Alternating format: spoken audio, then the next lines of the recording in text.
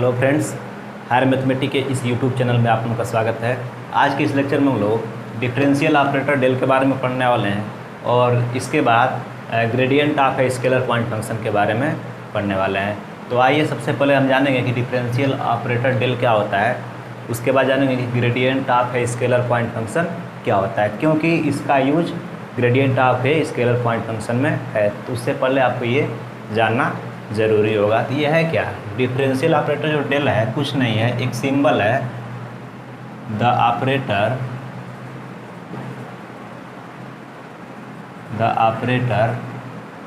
Del is defined as, क्या है, कैसे डिफाइंड है ये, इसको हम लिखेंगे डेल और डेल की वैल्यू होगी i del upon del x plus ये जे कैप आई कैप है डेल अपान डेल वाई और प्लस ये क्या हो जाएगा k cap del upon del z. बस यही है, कुछ है नहीं। डिफरेंशियल ऑपरेटर इसको हम डेल कहते हैं, i cap del upon del x plus j cap del upon del y plus k cap del upon del z. ये कैप है ये, ठीक है ना। तो आप देख रहे हैं ये भी आई कैप जे कैप के कैप, ये किसका सिंबल है, वेक्टर का सिंबल है ना। तो जो डेल होगा वह एक क्या कौन सा फंक्शन होगा, वेक्टर पॉइंट फंक्शन होगा। और ये डेल को हम इज आल्सो नोन एज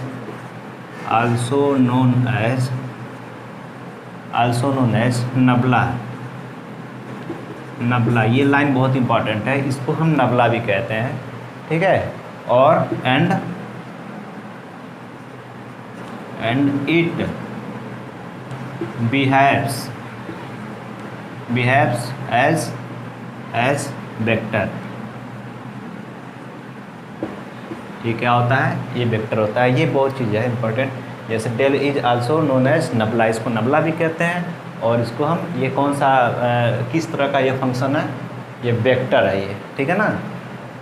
तो डिफरेंशियल ऑपरेटर डेल कैसे डिफाइंड है, i cap del upon del x plus j cap del upon del y plus k cap del upon del z, ठीक है ना। और इसको नबला कहेंगे और ये वेक्टर के जैसा व्यवहार करता है, ठीक है। इसी में आता है, इसके बाद आता है gradient of A scalar point function. Gradient of A scalar point function. Scalar point function, कोई फंक्शन है स्केलर पॉइंट फंक्शन है, उसका ग्रेडियंट निकालना चाहते हैं, ठीक है। तो कैसे डिफाइंड होगा, लेट फाई क्या है, स्केलर है, लेकिन किसका फंक्शन है ये, एक्स वाई जेड का। ये फाई जो है एक्स वाई जेड का फंक्शन है। Let phi x y z B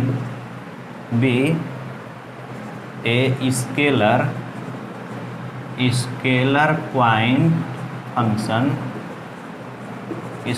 point function. Phi x y z क्या है, ये फाई एक्स वाई जेड का फंक्शन है, लेकिन कौन सा फंक्शन है, स्केलर पॉइंट फंक्शन है।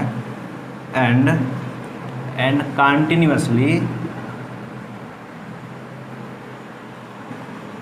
कंटिन्यूअसली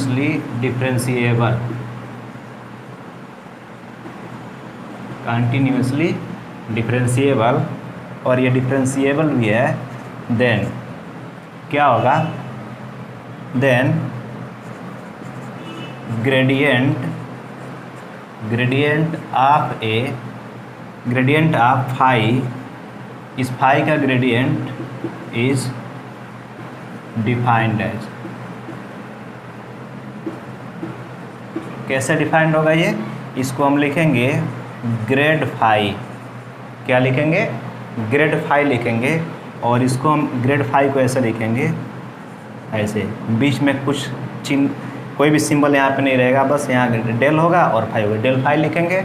और ये डिफाइंड कैसे होगा, आई, यही है ना, ये डेल है, इसमें फाई का मल्टीप्लाई करेंगे तो फाई इसके भी साथ आएगा, इसके भी साथ आएगा और इसके भी साथ आ जाएगा। तो i cap del phi upon del x plus j cap del phi upon del y plus k cap del phi upon del z. ठीक है ना, ये हो गया gradient of phi. Grad phi कहिए या डेल फाई कहिए, या ये डिफाइन कैसे होगा, आई cap del phi upon del x plus j cap del phi upon del y plus k cap del phi upon del Z हो जाएगा। ठीक है ना, इसको हम अगर जनरल फॉर्म में लिखना चाहें, इसको हम जनरल फॉर्म में यदि लिखना चाहें तो हम लिखेंगे आई कैप और यहाँ से del phi upon del x लिखेंगे। ठीक है, i cap del phi upon del x. I run कर रहा है, जैसे आई की जगह पे जे करेंगे तो यहाँ एक्स की जगह पे वाई हो जाएगा, आई की जगह पर के करेंगे तो जेड की जगह पे क्या हो जाएगा, अब एक्स की जगह पे जेड हो जाएगा। तो ये भी बहुत इंपॉर्टेंट है, क्योंकि आगे जब प्रूफ करेंगे कोई भी थ्योरम, ठीक है, फार्मूला अभी हमको प्रूफ करने हैं तो उसमें इसका यूज होगा आई summation i del phi upon del x. तो ये डिफरेंशियल ऑपरेटर डेल का डिफिनीशन हो गया। इसको नबला कहा जाता है और नबला एक वेक्टर के जैसा व्यवहार करता है। ठीक है, और ये हम निकालना है क्या, scalar gradient, scalar point function का ग्रेडियंट निकालना है। तो स्केलर पॉइंट फंक्शन हमारा एक फाई मान लेते हैं जो एक्स वाई जेड का फंक्शन है, जो कि स्केलर पॉइंट फंक्शन है और कंटिन्यूसली डिफरेंशिएबल है, क्योंकि अगर डिफरेंशिएबल नहीं होगा तो फिर ये जीरो हो जाएगा। ये del phi upon del x del phi upon del Y del phi upon del Z जब डिफरेंशिएबल नहीं होगा तो कांस्टेंट हो जाएगा, कांस्टेंट हो जाएगा तो इसकी डिफरेंशिएशन जीरो हो जाएगी। इसलिए कहा जा रहा है कि ये डिफरेंशिएबल भी है। ठीक है, तो जब डिफरेंशिएबल है तो उस फाई का ग्रेडियंट हम कैसे डिफाइन करेंगे, ग्रेड फाई लिखेंगे और ग्रेड फाई को हम ऐसे लिखेंगे डेल फाई, और डेल फाई की वैल्यू हो जाएगी आई del phi upon del x plus जे del phi upon del y plus के del phi upon del Z हो जाएगा। और साथ में इसको जनरल फॉर्म में लिखना चाहें शॉर्ट में तो summation i del phi upon del x हो जाएगा। ठीक है, तो आइए इसके बाद एक क्वेश्चन लिखते हैं जो स्केलर पॉइंट फंक्शन दिया रहेगा और उसका ग्रेडियंट निकालना हम चाहते हैं। ठीक है ना, तो आइए देखते हैं क्वेश्चन। क्वेश्चन दिया हुआ है, if u equal to x square y plus y square x plus z square then find del u. Del u का मतलब क्या होता है, ग्रेडियंट ऑफ u, मतलब u का हम ग्रेडियंट फाइंड करना चाहते हैं। तो देखिए ये स्केलर पॉइंट फंक्शन है, क्यों, क्योंकि इसमें i कैप नहीं है, j कैप नहीं है, k कैप नहीं है, इसलिए ये u क्या है, स्केलर पॉइंट फंक्शन है। ठीक है ना, तो इस स्केलर पॉइंट फंक्शन का ग्रेडियंट हम निकालना चाहते हैं। तो सॉल्यूशन देखिए इसका क्या होगा। सॉल्यूशन सबसे पहले जो दिया लिख लीजिए, गिवन दैट u की वैल्यू क्या दिया है, एक्स स्क्वायर वाई प्लस, आप ऐसे इसको सीधा कर लीजिए, x y square plus z square कर लीजिए। ठीक है, ग्रेड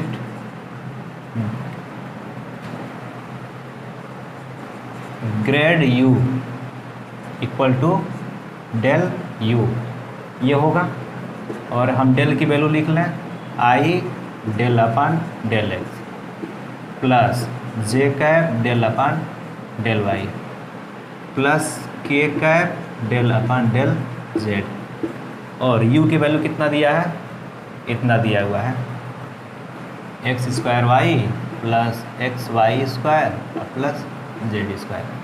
अब बताइए ये दोनों मल्टीप्लाई के रूप में है, तो ये टोटल टर्म इसके भी साथ आएगा, इसके भी साथ आएगा और इसके भी साथ आएगा। तो हम क्या लिख सकते हैं, इसको हम लिख सकते हैं i cap del upon del x के साथ टोटल ये आएगा, x square y plus x y square plus z square plus j cap के साथ डेल अपन डेल वाई, और ये total x square y plus x y square plus z square.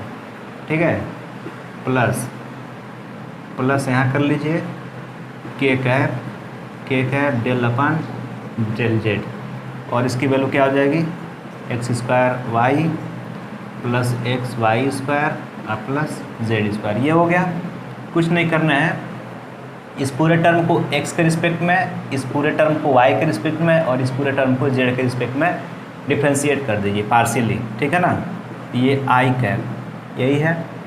और x के रिस्पेक्ट में देखिए एक्स का term कौन कौन सा है, ए भी एक्स का टर्म है, ए भी एक्स का टर्म है, और ये जेड है, ठीक है। इसमें भी एक्स है, इसमें भी एक्स है, तो इसका तो डिफ्रेंसिएशन कुछ ना कुछ आएगा, लेकिन इसका जीरो हो जाएगा।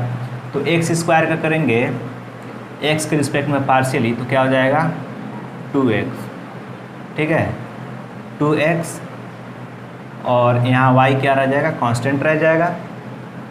अब प्लस x का करेंगे तो क्या हो जाएगा 1, क्या बचेगा कांस्टेंट y स्क्वायर, अब प्लस z का क्या हो जाएगा 0 हो जाएगा, प्लस j कैप, इसको y के रिस्पेक्ट में करिए तो यहाँ y का टर्म है तो क्या हो जाएगा एक्स स्क्वायर कांस्टेंट रह जाएगा, अब y का 1 हो जाएगा, प्लस प्लस यहाँ पर y के रिस्पेक्ट में करना चाहते हैं तो x कांस्टेंट है तो x तो रह जाएगा, अब y स्क्वायर का क्या हो जाएगा 2y हो जाएगा, और z स्क्वायर का 0, प्लस k कैप, z के रिस्पेक्ट में ही सारे x y के टर्म है तो 0 हो जाएंगे, और 2z का क्या, z स्क्वायर का क्या हो जाएगा 2z हो जाएगा, 2z हो जाएगा। इसको हम सही से एडजस्ट कर लें, इसको हम लिखेंगे 2xy प्लस वाई स्क्वायर, और यहाँ पर आई कैप, प्लस इसको हम क्या लिखेंगे 2xy प्लस एक्स स्क्वायर,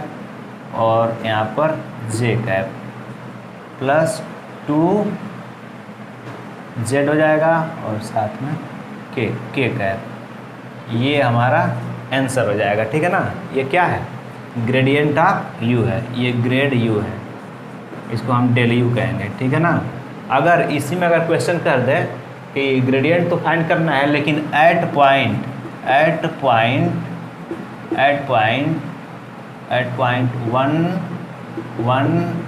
पर, एट पॉइंट 110 पर, तो ये क्या है, ये 110 का मतलब क्या है, x की वैल्यू 1, y की वैल्यू 1 और z की वैल्यू 0 रखने होंगे, ठीक है ना। तो अगर आगे इसी क्वेश्चन में अगर पूछ दिया रहता at point then find gradient of u at point 110 पर, ठीक है, तो क्या करते हैं हम ग्रेडियंट ऑफ u तो सबसे पहले फाइंड आउट कर लेते, उसके बाद ग्रेडियंट ऑफ u में पॉइंट को रख देते, तो लिखेंगे एट पॉइंट